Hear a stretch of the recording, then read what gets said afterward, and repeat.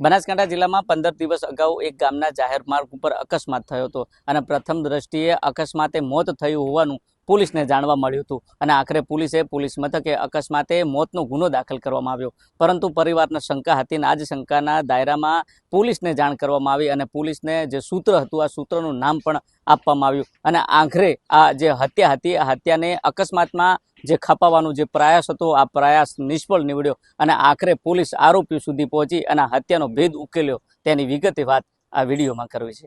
વૈષ્ણવજન તો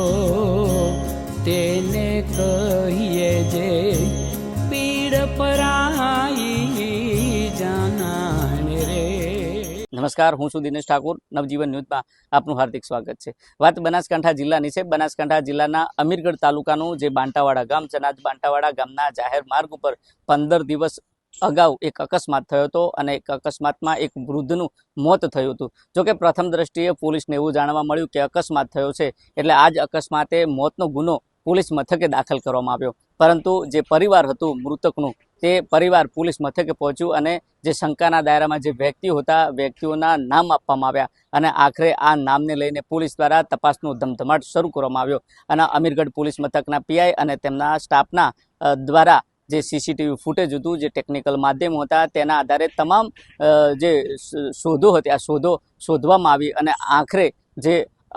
અકસ્માત કરનાર જે વ્યક્તિ હતો આ વ્યક્તિની ધરપકડ કરવામાં આવી અને આ વ્યક્તિને પૂછપરછ કરતા આખરે આ વ્યક્તિ ભાંગી પડ્યો અને તેને હત્યા કબૂલી। મળતી માહિતી મુજબ બનાસકાંઠા જિલ્લાનું અમીરગઢ જે તાલુકો છે અને આ જ અમીરગઢ તાલુકાનું જે બાંટાવાડા ગામ છે અને આ બાંટાવાડા ગામના ઈશ્વરભાઈ જે પટેલ છે જેઓ પોતે જમીનના દલાલનો વ્યવસાય કરે છે અને આ જમીનના જે દલાલના વ્યવસાયમાં પોતાના જે બાજુનું ગામ રામપુરા ગરજા છે અને આ જ રામપુરા ગામના જે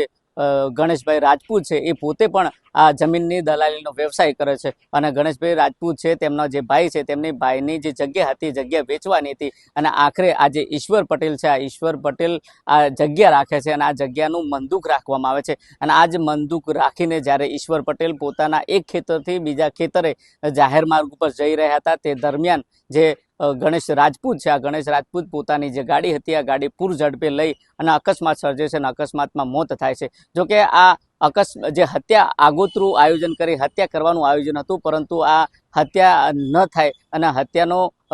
ગુનો પોલીસ મથકે ન દાખલ થાય તે માટે આ જે ગણેશ રાજપૂત છે આ ગણેશ રાજપૂતે અકસ્માતનું રૂપ આપવામાં આવ્યું અને આખરે પોલીસ મથકે ફરિયાદ નોંધવામાં આવી અને આ જ ફરિયાદને લઈને પોલીસ દ્વારા અલગ અલગ સીસીટીવી ફૂટેજ ટેકનિકલ માધ્યમોના આધારે પોલીસ ગણતરીના દિવસોમાં આરોપી સુધી પહોંચી અને આરોપીની અટકાયત કરી। જોકે કોર્ટમાં રજૂ કરી રિમાન્ડ મેળવવામાં આવ્યા અને આખરે રિમાન્ડને લઈને પોલીસ દ્વારા ઘટના સ્થળે આ આરોપીઓનું રિકન્સ્ટ્રક્શન કરવામાં આવ્યું અને આખરે આ આરોપીએ પોતાની ભૂલ કબૂલી અને કહ્યું કે હા, મેં અકસ્માત કરી આ હત્યાને છુપાવવાનો પ્રયાસ કર્યો હતો અને આખરે તેનો ગુનો કબૂલ કર્યો। જોકે આ તમામ બાબત છે, આ તમામ બાબતને લઈને ડિવિઝનના ડીવાયએસપી શું કહી રહ્યા છે તે પણ તમે સાંભળો। ગઈ તારીખ 4/7/2016 રોજ અમીરગઢ પોલીસ સ્ટેશનમાં એક વાહન અકસ્માતનો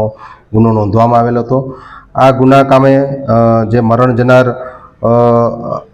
બાટાવાડા ગામના ઈશ્વરભાઈ ગોવિંદભાઈ પટેલ હતા અને આ બનાવવાળી જગ્યાની પોલીસે વિઝિટ કરતા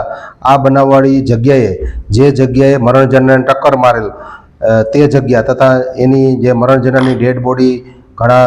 દૂરના અંતરે પડેલ હતી આ બનાવ શંકાસ્પદ જણાઈ આવતા અમીરગઢ પોલીસ ટીમ દ્વારા આ બનાવવાળી જગ્યાની વિઝિટ કરી અને મરણ જનાર પોતાના ઘરેથી ખેતર તરફ જવા નીકળેલ તે દરમિયાનના સીસીટીવી ફૂટેજ અને આજુબાજુના નિવેદનો લેતા આ ગુના કામે રામપુર કરજા ગામના ગણેશ પોપટભાઈ રાજપૂત નાઓએ ટક્કર મારેલ હોવાનું જણાઈ આવેલ અને મજકૂરને પકડી અને પૂછપરછ કરતા એને કોઈ શંકા સંતોષકારક જવાબ આપેલ નહીં અને ઊંડાણપૂર્વક તપાસ કરતા આ જે ગણેશભાઈ પટેલ છે આરોપી એની ઈરાદાપૂર્વક આ મરણ જનાર ને ટક્કર મારી અને મોત નિપજાવેલ હતું, જેથી આ કામે BNS કલમ 103(1) મુજબ મર્ડરના કલમોનો ઉમેરો કરી અને મજકૂર આરોપીને તારીખ 10/7/2026ના રોજ અરેસ્ટ કરી અને 10 દિવસના રિમાન્ડ મેળવી અને પૂછપરછ હાથ ધરેલ છે અને મર્ડરના બનાવ અંગે ઊંડાણપૂર્વક તપાસ કરી અને જરૂરી પુરાવાઓ મેળવી તપાસ તજવીજ હાથ ધરેલ છે।